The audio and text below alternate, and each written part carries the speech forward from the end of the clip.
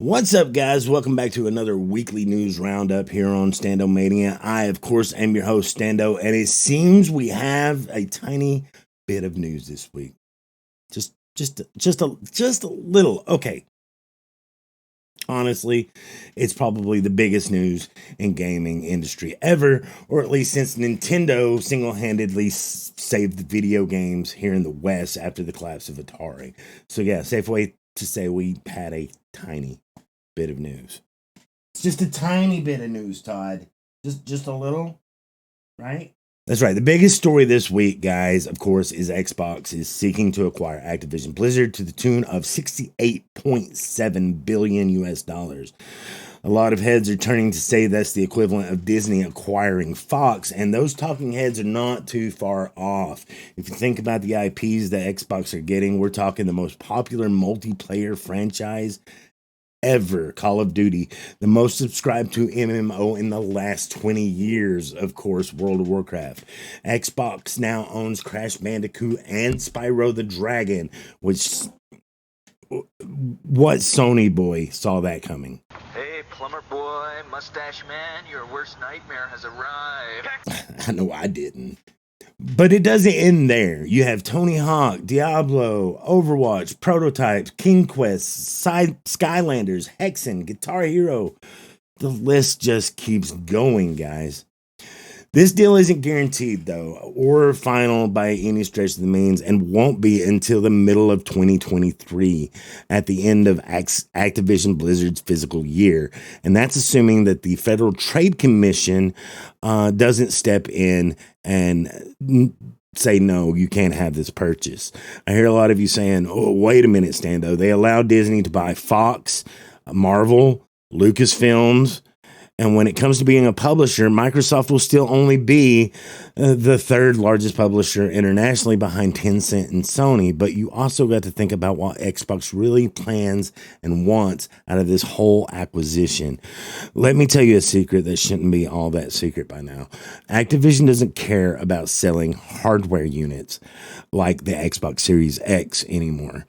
Xbox wants to sell you subscriptions to Game Pass, xCloud, and Xbox Live. Their ultimate goal is to have subscriptions on all devices, whether it be the Xbox, a PC, a tablet, a phone. They even want this on the Nintendo Switch if they can get away with it. And you guessed it, they want Game Pass on the PlayStation, guys. And you see, this is where it could be seen as Xbox getting a little monopoly here, especially in the West, because Stadia is a failure. Amazon is not even here yet, and they're late to the game.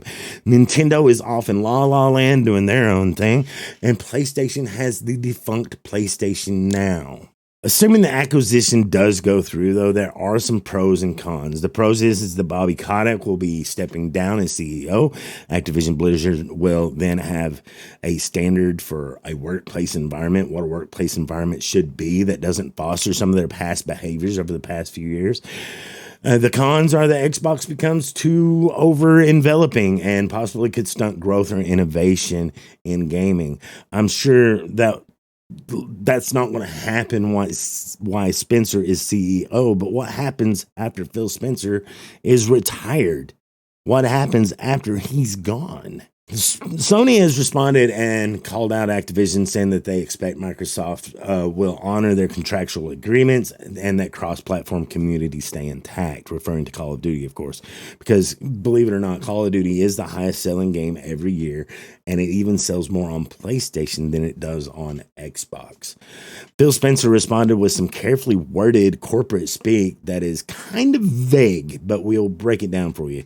They said, of course, they will honor their existing contractual agreements, and that Xbox has no intention of tearing communities apart, and that Call of Duty will always have a place on PlayStation. Now you can look at this and read between the lines. They did honor Deathloop being exclusive to PlayStation, but Bethesda's next upcoming game, Starfield, is an Xbox exclusive. That could happen to almost any Activision Blizzard title. And Call of Duty being on PlayStation could relegate down to only Warzone, which has become its own separate entity outside of Call of Duty. It's a lot to take in, and we'll just have to wait and see how this massive world-shattering news plays out. A lot of people are wondering what Sony's going to do. What are they going to acquire? How can they catch up? Because they don't have the buying power that Xbox does right now. And to be honest, I don't think Sony needs to go out and purchase any publishers. I mean, if we look at the publishers that are left, you have Ubisoft, you have EA, you have Bandai Namco, you have Sega, Capcom, Konami, and really that's about it. And I don't think Sony needs to go out and buy any of those guys. I think Sony has enough studios of their own. What they're aiming to do is be a first-party platform, much like Nintendo is.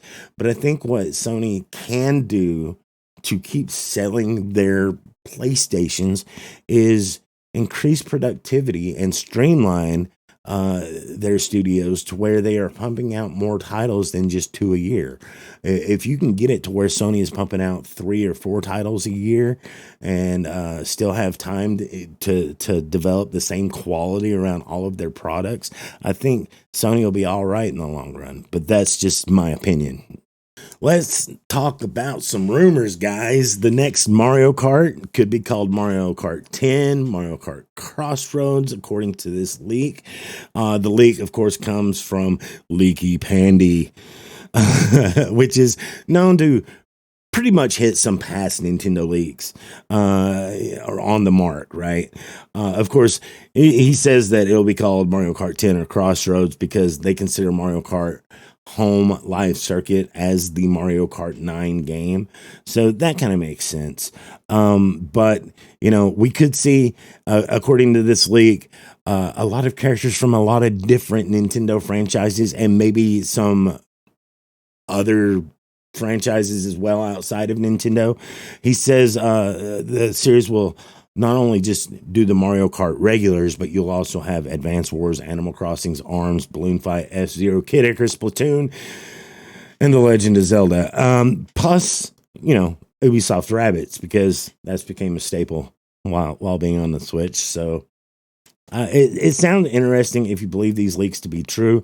There will be no coins coming up in the next Mario Kart, according to the leak, and there will only be one item slot. Box types will be small boxes with stuff like one shell, banana peels, things like that. And then you'll have large box types. That's where your star and your 3 shells are going to be, and one item slot. So it'll be interesting. I'd like to see some of the new tracks. We do know for sure, it has been confirmed from Nintendo that, they are working on the next Mario Kart. It is in active development. Now, whether these leaks are representative of what the actual product is going to be, we'll just have to wait and see. Again, take this rumor with a grain of salt. This comes from DualShockers.com, and it says on January 22nd, PlayStation Japan shared a teasing tweet for an upcoming new ad featuring a brand new song from Kenshi Yonezu. The ad will be launching on today, January 23rd, 2022. We'll just have to look at it and report on it next week. There are several hints that it could be about a new retro feature introduced to the PS5. The tweet from PlayStation Japan reads, hashtag Kenshi Yonezu, hashtag PlayStation Kenshi Yonezu worked on a new ad for PlayStation 1, 2, 3 is a PlayStation's icon booting on January 23rd. A short video is included in the tweet. The 4 PlayStation DualShock controller button appears, followed by the name Kenshi Yonezu and kanji. And lastly, the date 23rd, January 23rd is displayed. Note that the date is also written 1, 2, 3, which could be another sign that PS1, PS2, PS3 backward compatibility is coming to the PlayStation 5. Again, I would take this with a huge grain of salt. Why is no doubt, it's no secret that the PlayStation 1 and PlayStation 2 games have not been on PlayStation now. PlayStation 3 games have been there for a while, but of course they're only streaming. And the reason is that it is very hard to emulate the cell processor on just about any x86 device, whether it be a top of the line PCs are struggling to do it. I don't think the PS5 is powerful enough to really emulate the PS3 properly. Now, that being said, they could easily emulate PS1 and PS2 download games. But you know how Sony is really invested in this streaming. They may just stream those games and add those to the PS Now library. And then again, this could be all for naught. It could be something entirely different. I mean, we did talk last week about a new patent that Sony has filed for backwards compatibility, but that was more geared towards PS4 games working better on the PS5. So we'll just have to wait and see. Of course, hashtag play has no limits. Let's talk about the games that are coming out this week for you guys. We got El Hijo. Is that how you say it? El Hijo? A Wild West Tale. It's coming to iOS and Android. It comes January 25th. Also on January 25th, you've got The Artful Escape. It will be coming to the PlayStation 5, PlayStation 4, and the Nintendo Switch. You got Circuit Superstars coming to the PlayStation 4. That'll be on January 27th. You've got Pokemon Legends Arceus. I don't know how to say it. Arceus. I'm going to say Arceus because I'm a nerd that doesn't know how to read. Pokemon Legends Arceus. It's coming to the Nintendo Switch January 28th.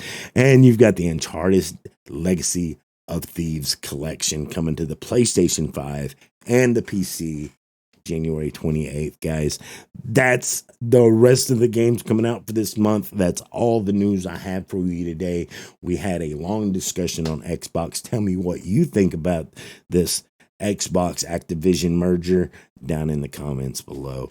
While you're there, don't forget to leave a like on the video. Subscribe if you're new. Hit that bell icon so you don't miss a new video. And yes, I am going to start trying to live stream here on YouTube more for you guys. So make sure you tune in. The live stream schedule for YouTube, I am working out. It will be the same as what's on Twitch, and that will be Wednesday, Thursday, Friday, Saturday, and Sunday. Of course, Wednesday, Thursday, and Friday, that starts at 8 p.m. Saturday and Sunday, usually between 2 and 3 p.m. And we do long streams on Saturdays and Sundays, very long streams. But hey, we do lots of giveaways and things for people who are invested in the community. If you want to support the show, don't forget to go to standomania.live, buy one of these cool t-shirts, get something in return, and that helps out the show a lot. I hope you guys are having a good one, and I hope to see you guys next time. Until then, I'll catch you on the flip side. Have a good one.